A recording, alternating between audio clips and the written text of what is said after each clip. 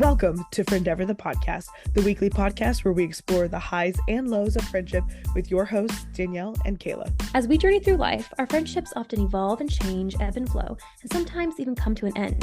Danielle and I are lifelong advocates for the power of friendship, and we are here to guide all of us through the many challenges and joys that come with building and maintaining strong, meaningful connections with those around us.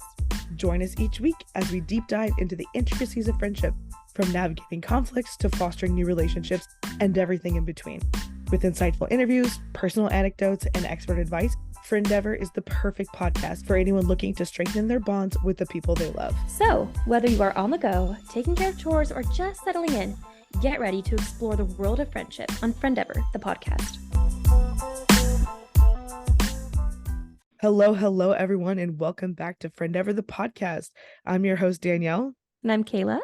And this week we are discussing the importance of trust in friendship. Kayla, why don't you walk us through some of the questions we're going to be exploring this week? Yeah, so some of the things that we're covering in this episode is, why is trust essential for forming strong, healthy friendships? And how can you cultivate trust in your own friendships? And the reason why this is important is because trust really lays the foundation for all your relationships. No relationship is going to be fruitful or meaningful or even last without trust. Yeah. So I'm excited to dive into that today. Oh, absolutely. This is going to be a good one. Not that we have a ton of options to choose from because this is only our second episode, but I have a good feeling about this one. But so basically, what exactly is trust? We're going to answer what trust is and why does it matter. Trust is the belief that someone will act in your best interest and not intentionally cause you harm. I think that there's a lot of gray area when people discuss trust and like what it means to them, but at its heart of hearts, it really is, who do you think will act in your best interest and who's not going to harm you, who's not going to spread information about you or talk about you behind your back and that kind of stuff. When you trust your friend, you believe in their reliability, their honesty, and their integrity, and you feel safe and comfortable confiding in them and sharing personal information, whether that's quote unquote secrets, like if you got information that you don't want getting out but you need to confide in someone, or you got a hope or a dream or something like that, you know that you can confide in that person and that personal information is not going to get out. Trust allows you to be vulnerable and authentic, which is super crucial for building those meaningful connections that we're always talking about. Okay, so we're going to work through some examples of trust found in friendships. So the first one is keeping each other's secrets. Yeah. And I say secrets with air quotes here if you're listening on the podcast, because it may look different for everyone. So definitely as a preteen or teenager, secrets was like, ooh, who's your crush? Or what did she say? Mm-hmm. A lot of it was gossip. I'm ashamed to say gossip. But even at that age, all those things seem incredibly important, whereas now they seem very inconsequential. Yes, absolutely. Yeah. So yeah, exactly. So as an adult, we share different kinds of secrets, but we don't necessarily call them secrets, but it's something that we know that we're not supposed to share.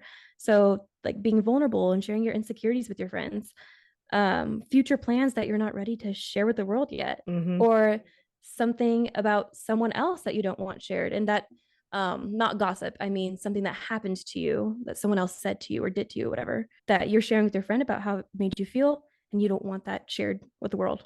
So that is a super good example. I was just having a conversation with someone a couple days ago, and they were absolutely laying out a situation that had happened to them that I was like, they didn't say, don't tell anybody, but the very tone of the conversation and the information that was being shared was like, okay, this will never cross my lips. Like they were telling me something that they were dealing with in confidence, and they didn't have to expressly say, don't tell anybody, but it was so obvious, like that is not something, because there's trust there. Exactly. And if I had turned around and chosen to tell somebody, that would be the definition of gossip. Yes. Yeah. So usually when you think of the word trust, you think of someone telling someone something else you had told them in confidence. Oh, you broke my trust or whatever. Again, there's a big difference between like childhood trust and adult trust. When you confide in a friend and share personal information, you trust that they're going to keep your secret safe. Again, we use that term loosely, secrets, and not tell anybody else. The interesting thing about this, and it's kind of tough because you want to always say, don't tell anybody this. But the interesting thing about confidence is that there's usually, not all the time, but usually, typically, there will always be someone else in that person's life who has equal or greater confidence to the person you are sharing it with. If I told somebody something and I was like, don't tell them, or don't tell anybody, and then they turned around and told their best friend, well, because they have equal or greater confidence in that other person, and so they trust that it won't go any farther than the person they told. So if I tell someone something, there is a chance that they will in turn confide my, quote unquote secret to someone else that they trust the same amount or more, thinking it would go no further. And then it could be passed on to someone else who's got equal or greater confidence. And then eventually you're like 10 people down the line, all the ones trusting the next person and not tell the person. And it could get to the point where it circled all the way back to you. that Yes. something you told went through person A through G, and then it came right back around to A because of that that trust circle and that confidence ladder and that kind of thing. Yeah. And you definitely learned your lesson being both people in the situation. So the person that did the sharing, and then the person who, well, I guess they both do the sharing. So the person that initially did the sharing, and then the person who did the secondhand sharing, Yeah. you learn your lesson being both people. And I've been both people in that situation. So yeah, me too. yeah, that's why it's a good idea to only share those kind of vulnerable things or secrets with people in your top 2 tiers of the friendship pyramid. Yeah, absolutely. And if you think, like, oh, they're my good friend, like we're very good friends and I know that I can trust them, they also trust other people. And if it's a good enough piece of information or something that is worrisome to them or whatever, as soon as the second you open your mouth, you need to be okay with whatever you say that's coming out of your mouth being heard by other ears, because there's no guarantee that cycle of confidence will not loop around to other people that you would normally not be the firsthand share of that information with. So it's just extremely important to have actual provable vital trust in your friends and be careful what you share. That's really what it comes down to. Our second example of trust, being reliable. If you make plans with a friend, you trust that they will show up on time and not cancel at the last minute. And we always want to be careful. We always want to be careful to stress that, of course, there's situations where you have to cancel, and we're never painting with a broad brush here and saying you're a bad friend and you can't be trusted if you have to cancel due to a situation. But if it's a serious issue or whatever. But Kayla, why don't you talk about your experience with that? Oh yeah, it's definitely a conversation worth having with your friends, but you do have to consider their circumstances. So, I mean, are they consistently late to everything? And why are they consistently late to everything? Do they just not manage their time well? Or is there always something inconvenient that happens to them? Because I do have a friend that this is truly the case with her. She manages her time well, but there's always something bad that happens to her. Like she'll FaceTime 5 minutes late, she'll FaceTime, I just got 2 flat tires and all. I mean, I'm exaggerating, but yeah, I'm like, why does this always happen to you? My sister and I used to be polar opposites. I've gotten much, much better since I've been married to an extremely punctual person. But my sister and I used to be opposites. She's like the minute by minute spreadsheet person with everything. And I used to be just always 5 to 10 minutes late. And it really drove a wedge between us. I was thinking about that timeline for your wedding. On the invitation, it said we're starting at 3, but her spreadsheet said 3:12. And we started at 3:12. It was 3:12. We really did. And that was the plan. I was wearing a watch. For that, and I was checking. I was like 3:11, 3:12. Okay, the music started. Let's go. Yep. Yeah, and her wedding started at 6:07 on the spreadsheet, and it started at 6:07 in real life. That is hilarious. Well, it's good to know that there's people who really love to be reliable and consistent, but consistently showing up and being reliable is an essential part of building trust in a friendship. I had dinner plans with a friend just a couple weeks ago. Oh, I still cringe when I think about this, but we were supposed to meet at 5:30 and I woke up at 5:34. Okay. It's terrible. That is not my nature.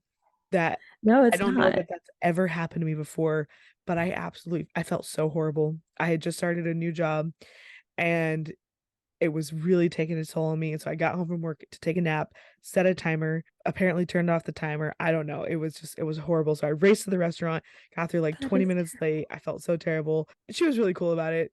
But I know like yeah. it's still like even if she was not bothered at all, it bothered me, that I could Oh, not be yeah, reliable. absolutely. And I want to be known as a reliable person. Like if I say something, if I commit to something, I want people to trust that I will be true to my word.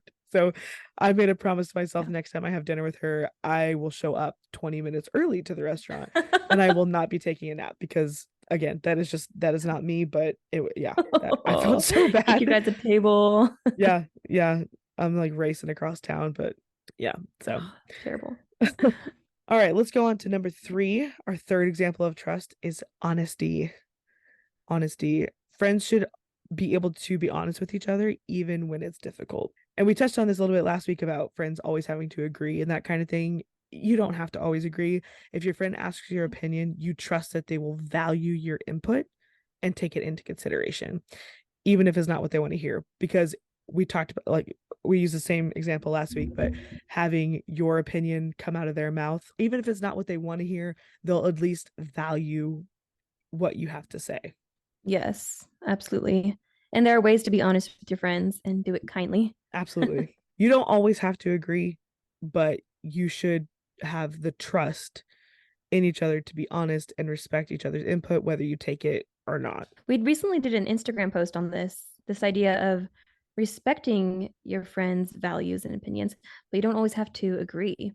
And when you show your friend that you respect them and you're hearing them, you understand them, more times than not, your friend is probably seeking your understanding and not your approval. Yeah.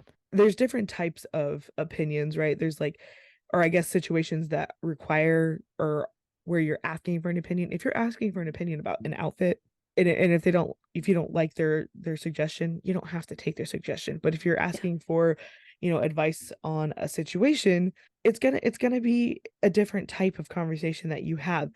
And if you consistently reject what they're giving you, you have no longer are trusting what they have to say. And you're Yeah. showing that you don't trust them. You don't always have to take their advice. I'm not saying that you do, but if it's like you ask them all the time for their opinion and then you reject their advice all the time, they're going to stop giving it. You're going to lose out on a confidant if you just don't express why you're not taking their opinion instead of just like fully rejecting all the time. Okay, number 4 is supporting each other. So, trust in a friendship means knowing that your friend has your back and they'll support you through both the good times and bad. Mm-hmm. So, sometimes you'll need a shoulder to cry on, and your friend should be there for that. Sometimes you'll need a cheering squad during a big life event, and your friend should be there for that too. Mm-hmm. And if you have a dream, your friend should have nice things to say and they should be encouraging. Yeah, even if they don't think it's a good idea, they should be able to trust that they can tell you the truth and not let you go astray. Um, in most situations, your dreams are supportable. And I personally am super grateful to have a village around me that supports me and Friendeavor. But I know that every idea I come up with for this platform is not going to be a winner. And I need to trust that the people in my village will be able to guide me in the not great decisions or whatever. Yes. But you don't quite understand how much people support means to you when it feels like you're all alone on an island. So trust means supporting each other, but supporting each other also means helping bring their dreams to pass. No, you don't have to be their employee.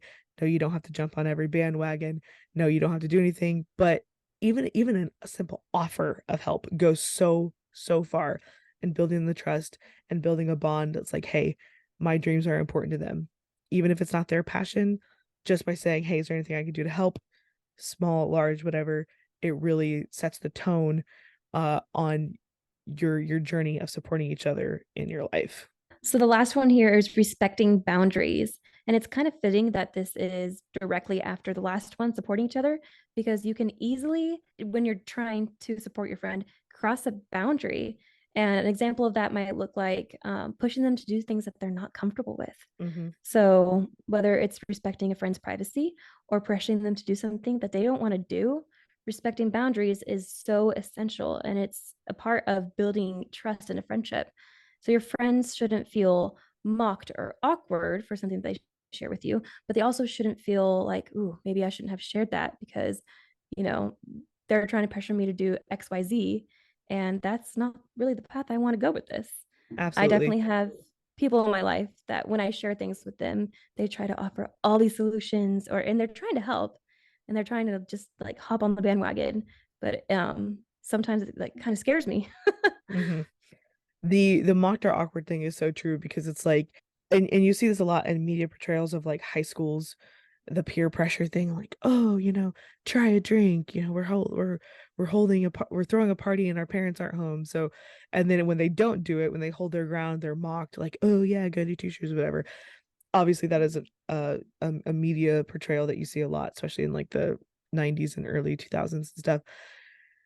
But if somebody doesn't want to do something and it's totally like, you think it's completely normal, like, why everyone else is doing it and it's not bad, it's not like we're sinning or doing something, whatever, and it's just us girls, we're just in private or whatever, they set that boundary for themselves.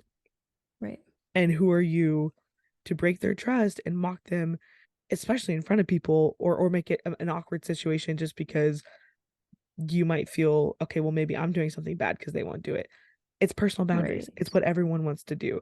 So part of that trust is just respecting the boundary that your friend has set, in the hopes Right. that they too will respect the boundary that you have set when the time comes. And you want to be mindful on the other side of that.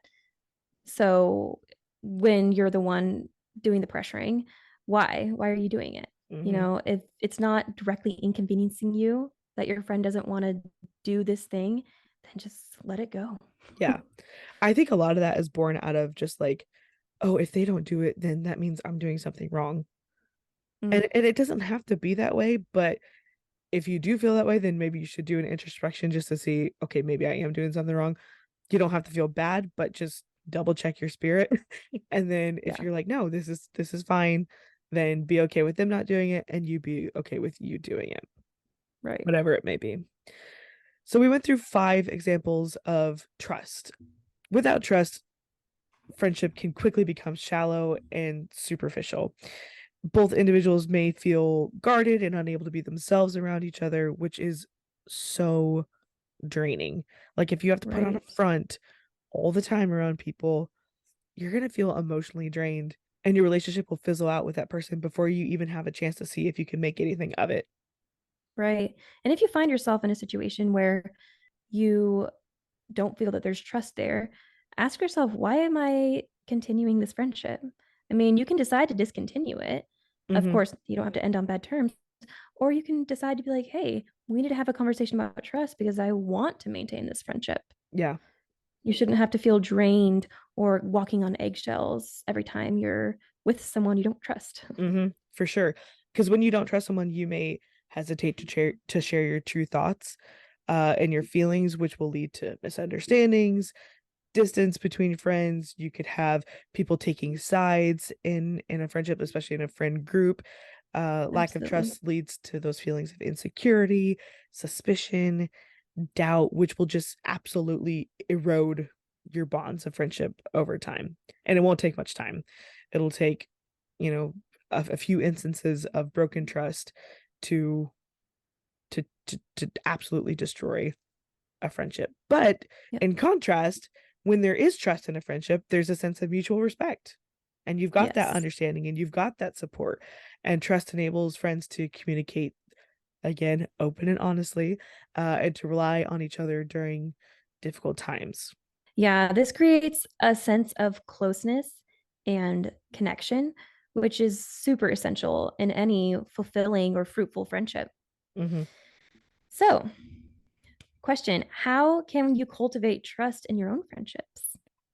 Well, one of the best ways to build trust is just to be consistent, be reliable in your actions, in your conversations. Like, the next time I make dinner plans with the person that I made 20 minutes, like I said, I will probably be there 20 minutes early, Yeah, because I hold don't yourself like, accountable. exactly, I don't like feeling bad. Like, I don't like feeling bad that I broke that person's trust. Obviously, it wasn't a Yeah. huge breach of trust, but I was unreliable. And so, and I never ever again want to make her think, not that she did think this, I don't know if she did, but make her think that her time is worth less than mine, right? Like, it Mm. doesn't matter if you are at the restaurant waiting, I'm gonna sleep. What is that? And I could have been overthinking it, but again, I felt so bad. So show up for your friends when you say that you will, keep your promises, be there for them, good and bad times. Be transparent in your communication, even when it's difficult. You Yeah. will hit bumps in your road of the friendship with transparent communication. That's really what open and honest communication is. It's just Yeah. creating a safe space to have difficult conversations. Um, will be the building blocks of the trust of your relationship.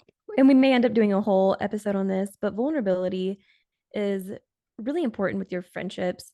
Not that you have to share every single thing you ever think, but it really opens the door to connection.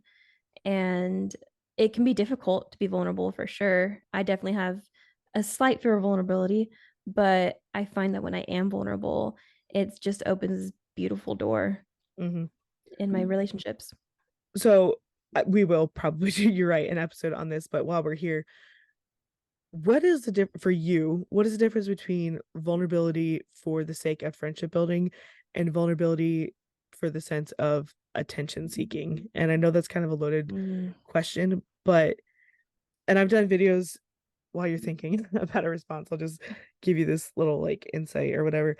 I've done videos in the past about these kinds of conversations, and I feel like I use very vague terminology because not every situation fits every friend group, but it's also like there should be some like understandings, right? So like some do's and don'ts of this kind of stuff that we should be able to classify. So to you, Yeah. what does it mean to be vulnerable in the sense of building trust? Yeah. I think there are definitely situations where you're being vulnerable um, for the sake of seeking attention. So you want to make the conversation interesting. And so you share this whole woe is me story with all these tears. And sometimes it really is just to feel validated or for attention. Um, but on the flip side, being vulnerable for the sake of connection might look like, um, and every time my friends bring this up, that's really, for lack of a better word, triggering for me. And it makes me feel this way. But I'm a little bit ashamed of that. I don't want to share that with them. But your friendship will not flourish if you're constantly having these feelings of, oh man, that doesn't make me feel good when they say that, you know? Mm-hmm. So I think sharing things like that with your friends, like, hey guys, I don't love this, but here's a fun fact about me. So if you just be a little bit mindful of that. Mm-hmm. Okay, yeah, I can see that because we know that it's essential to respect the boundaries and the privacies for your friend. So if that means having a conversation about whatever that, again, air quote, triggering thing is for you, that will help to avoid maybe arguments or awkward situations and prevent the erosion of your trust and your friendship. When we talked about earlier about how we loosely use the term secrets because as you become an adult you have less secrety things that you discuss with your friends, Yeah. but essentially don't share their personal information without their consent, and Yeah. don't pry into their personal life if they don't feel comfortable sharing. You'd think, oh, what's yours is mine and mine is yours, we're best friends, but there's parts of people's lives that they don't want to share with anybody Yeah. outside of the top tier of their pyramid, the spouse. And if they're not married, then they just don't want to share in general. So Yeah. respecting your friends' boundaries show that you value and respect their autonomy. A good rule of thumb might be, I just thought about this. Don't go seeking information about your friend if they haven't shared it with you. Because Mm, chances are, if they good. haven't shared it with you, they probably don't want to, or they're not ready to. And they might at Mm-hmm. some point, and they might not. But like looking over their shoulder at their phone, opening their journal I mean, that's Oof. kind of extreme, but don't go out of your way to find out information about your friend if they haven't shared it with you. Absolutely. Yeah. And if you heard it from a third party, you don't ask them to confirm or deny it. It's not your business. If they want to bring it up to you, they'll bring it up to you. But it's that would just put a strain where there didn't need to be a strain. Yeah. Even if you're pretty sure they wouldn't care if you shared something about them or would be willing to volunteer them for something. I know we see that a lot in church work, like, oh, I'm sure this person would be a great fit for this. Why don't you ask them? Okay, why don't you ask your friend first if they're comfortable even being volunteered for this? Because even if you are like 99.9% positive that you are absolutely sure that they would not mind, a quick text would reinforce that trust factor in your relationship. Hey, do you have so and so's phone number? Before you send it, text the person, hey, do you mind if I share your phone number with this person? It's like, it's not a big deal, no, but it shows, hey, I'm thinking about you, and I'm thinking about Right. you might have a reason you don't want this shared. And so even though it's not a big deal, it really helps, where it's a small help versus a giant hindrance, like a giant potential hindrance, if you will. Yep. All right, Kayla, I'm sure you would agree, but we would be remiss if we went on and on about how important trust is in friendship, if we didn't give some ways to repair friendship when trust has been broken. Like, we can't just tell them like, oh, it's so important, and then not tell them how to fix it if something were to happen. Yes. So we're going to take a quick break, and when we come back, we will talk about how to repair trust if it has been broken in your friendship. We'll be right back.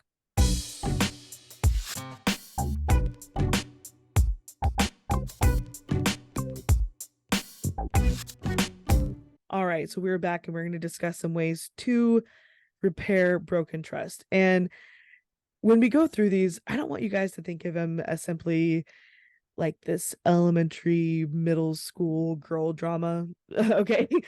There could be Yes. there could be some serious effects of broken trust. And I really, really, really don't want friendships or relationships to end because of it. So instead of thinking of like, oh, they're talking about secrets and they're talking about gossip, and okay, just try to think outside of the box on this one, not the girl drama, but actually think about how this could be a benefit to you should you have a situation where your trust has been broken in one of your Yes. relationships. And that doesn't always have to look like sharing secrets. It can look like breaking a boundary. Absolutely. Or showing up 20 minutes late for dinner. Yeah, exactly. Which actually leads us to our first repair tactic, is acknowledge the breach of trust. And you might say, okay, you just showed up late for dinner, that's not that big of a deal. But if I had just showed up and been like, oh yeah, you're fine, that would not have been very respectful. So I was like, dude, Right. I am so sorry, it has been such a day, like, I'm really sorry, and I apologized. And I was like, the first step in repairing that situation, or any situation, is to acknowledge that your trust has been broken, whether that's like a secret breaching kind of thing or a reliability issue. It's just important to be honest about what happened and take responsibility for any actions that of yours that contributed to the breach of trust. Maybe you Yeah. feel like your trust has been broken by someone else. Okay, what role did you play in helping that happen? Because it's not just one person's fault all the time. Sometimes it is. But if you just pretend like it didn't happen, or worse, get defensive about the mistake that was made, that you made, or try to blame someone else, you are only going to drive that relationship further apart, and it's going to be that much harder to repair it in the future. Yeah. And if it's a situation where both of you are at fault, then you acknowledging your fault will lead to your friend acknowledging theirs as well, because you've broken down your walls, you've taken off your pride. Now your friend is going to be more likely to do so as well. Yeah, definitely. They might not. They might get defensive. They might stand their ground and, Oh, yeah. try to fight back. But a healthy relationship is where both people are willing to discuss what happened and take the portion of responsibility that is theirs. All right, our second tip for repairing broken trust is communicate openly. To be clear, Yes. Okay, honest about your feelings or whatever, but be very, very clear in your communication to rebuild that trust. And a script for this clear and honest communication, and this is not original, this is actually stolen from Dear Young Married Couple, is when you say blank, when you do blank, it makes me feel blank because blank. Next time, can you blank? There you Which go. seems like a big old process to do every single time there's an inconvenience, but it really is effective. And then soon it won't be scripted. Once you've done it quite a few times, it'll be habit. Absolutely. And our friends over at Dear Young Married Couple absolutely know what they're talking about. So I am totally comfortable borrowing that script from them for this. And so I'm a teacher, and we have at the site I was just working at what the vice principal calls restorative chats. And I say that in air quotes because that is so like new agey and whatever, but it's got its place. So I'm not trying to judge. But in this situation, all the restorative chats start with I feel this, whatever, to not share blame, or not to push blame, I should say. So I feel this because you did that, or whatever. So very similar to the script. To have that conversation about what happened, how it made the person feel, what needs to happen moving forward. So person A says how they feel and uses the script. Kayla, can you say that one more time for us? Yeah. When you do this, or when you say this, it makes me feel blank because blank. Next time, can you do blank? That will make me feel blank. That next time is the key. Talk about what needs to happen to move forward and when you move forward. The person who feels like the trust has been broken actually explain to the offender what happened and how that made you feel, and offender try to understand, be okay with having this conversation, don't get defensive about it, try to see things from their point of view and acknowledge that you made a mistake, or explain why you feel like you didn't make a mistake, because that's an equally as important part of the conversation too, is like, hey, I didn't think it would be a problem because of this. And if they're like, well, it is a problem, then you're like, okay, I'm sorry. And then you have your basis for how to move forward and most likely avoid a situation like that happening again in the future. Yes. And when you feel like you're not at fault here, but you still want to make the other person feel seen and heard, you might say something, you might try repeating it back to them. Obviously, not word for word, but repeating back to them what you said, how it made them feel, and then go on to explain why you felt like it was the right thing to do or say. Yeah, which actually leads us into our third tip, which is to apologize and make amends. Yeah. The sincere apology can go a long way. If you betrayed your friend's trust, it's important to apologize. That's got to be part of your conversation. Sometimes you can make amends, sometimes you can't, but even amends could be simply expressing your regret and asking for forgiveness. If you just say, I'm sorry, but and if you can't, retroactively go back and fix the situation, you're making amends could be asking for forgiveness. Yeah. The Bible tells us that we need to forgive, and we tend to focus on when Peter asked Jesus how many times we have to forgive someone. But James 5:16 says, confess your faults one to another and pray one for another that ye may be healed. The effectual fervent prayer of a righteous man availeth much, which means we need to recognize that we need to be forgiven and ask for it. Confess your faults. Like, I am so sorry that I did this. That's part of the acknowledging what happened. You got to recognize that you need to be forgiven when you've broken trust, and not only recognize it, but ask for it. And this might be like a little bit of a rabbit trail, but when Brother Todd Nichols came a couple months ago, right before No Limits, he talked about what it really means to repent, and how it's not just asking forgiveness. And of course, God forgives right away, but there's got to be action that follows. You got to live a holy lifestyle after, or you're just going to be in that constant cycle of not really truly finding healing. Right. And in this case, apologizing but not making amends. Yeah. And then you apologize and you have a repeated instance where you break their trust again. It might not even be in the same format or the same situation, but if you have a successful conversation before about repairing trust, the next time a breach happens, if it was unintentional, you will have that foundation of which to build off of. Or if it's the other person, the person who previously was the offender is now the offended, you'll have that much more empathy and understanding of where the other person was coming from the first time, and you'll have that building block of how to move forward in the future. And I feel the need to say that broken trust doesn't happen all the time. This is not like a daily occurrence, but if we can put this tool in your pocket about how to take care of it when it does happen, at least you're prepared, right? And you'll be equipped walking into it. Absolutely. Yeah. Speaking of James chapter 5 super quizzer, you could probably quote that whole thing. That's like one of the few it is in the doctrine material. Yeah, that I can remember like super clearly. There's just a few sets of scriptures that just stand out so clearly from my Bible quizzing days, and that chapter is one of them. But all right, let's move on to number 4.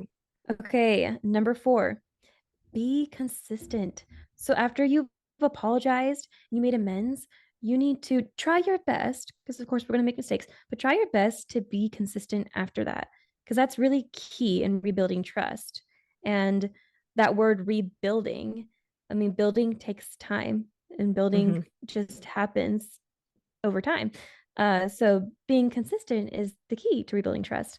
It's important to follow through on any commitments you make and show that you really can be relied upon. And of course, life is going to happen, but try to maintain that image of being a punctual, reliable person. And this can mean, being on time for meetings, following through on promises, and being dependable in other ways. Absolutely. Consistency, reliability, they kind of go hand in hand. And that was one of our tips earlier for establishing trust as being reliable, and a way to repair it is to be consistent. After you've made your amends, after you've asked for forgiveness, what can you do to prove that you are willing to put in the work to continue to build this friendship how it needs to be built? All right, number 5, our last tip for repairing broken trust is give it some time. It's not going to happen overnight. Like you just said, building takes time, and it's important to be patient. Understand that as you work through this process, it's not going to be the same for both of you, especially since one of you was hurt and one of you was, the person who did it or whatever. Or if it's a friend group, I feel like we're not really talking about broken trust in a friend group. But if you broke the trust of, say, you've got 4 friends that you hang out with consistently, if you broke all their trust, guess what? That's 4 personalities that you have to deal with and contend with for the rebuilding process. It could take several months or even years to fully repair the trust and friendship.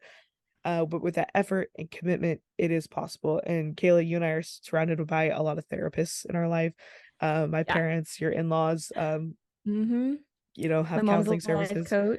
Yeah, there you go. Your sister, your brother-in-law. And then of course we've got tons of friends who are in that field. Yeah. And so they deal with more like infidelity and that kind of thing, and in marriages. But even in regular friendship, I'll use that term, regular friendship, depending on the severity. And I don't even want to give examples because it's going to be different for everybody. A situation where I feel like, oh man, they shouldn't have done that, could be something so much more serious for someone else. So I can't say like, if this happens, it will take years to repair that friendship. Okay. It'll be different for me. It would even be different for you. But ultimately, repairing broken trust in a friendship requires both parties to be willing to work through the process and commit to rebuilding the relationship. Yeah, and this can be a really difficult and even emotional process, but it's also an opportunity to deepen the bond between the friends and create a stronger, more resilient friendship. Absolutely. Resiliency, that it proves that, hey, we fought some battles and we've went through over some mountains and through some valleys, and we've come out the other side with a healthy friendship, and trust is crucial crucial to that, Right. to building that strong foundation, to withstand the test of time and different seasons of life and maybe even geographical separations. Trust is really the foundation for that. Yeah.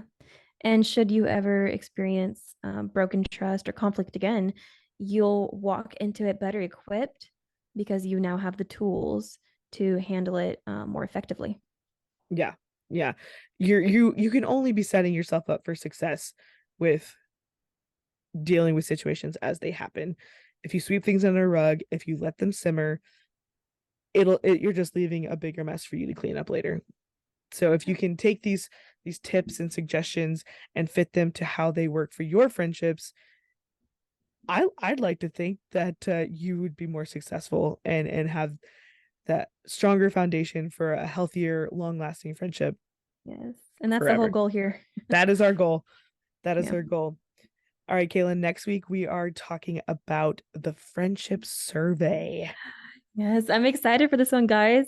I am too. And we've been excited for all of them, but you know what? This is a new podcast. And so we're still in that phase where we're excited about everything. But I was texting Kayla, Yeah. like 5 times last week about how excited I am about this one. Before we let you guys go today, we do have this friendship survey, which we're going to be talking about next week.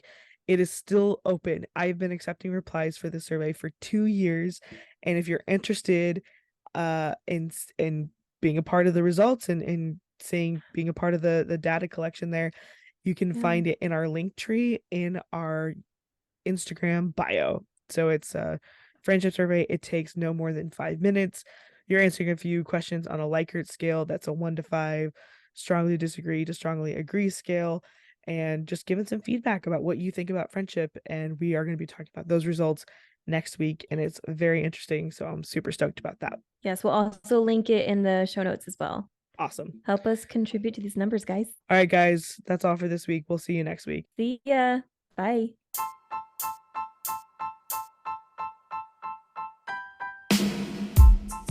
Thank you so much for listening to this week's episode of Friendeavor the Podcast. Don't forget to subscribe wherever you get your podcasts. And if you enjoyed today's content, leave a review and share with a friend. You can find the show notes on our website, www.friendeavor.net, and in the description of this episode. Friendship is a journey. It's an endeavor. We'll see you next time on Friendeavor.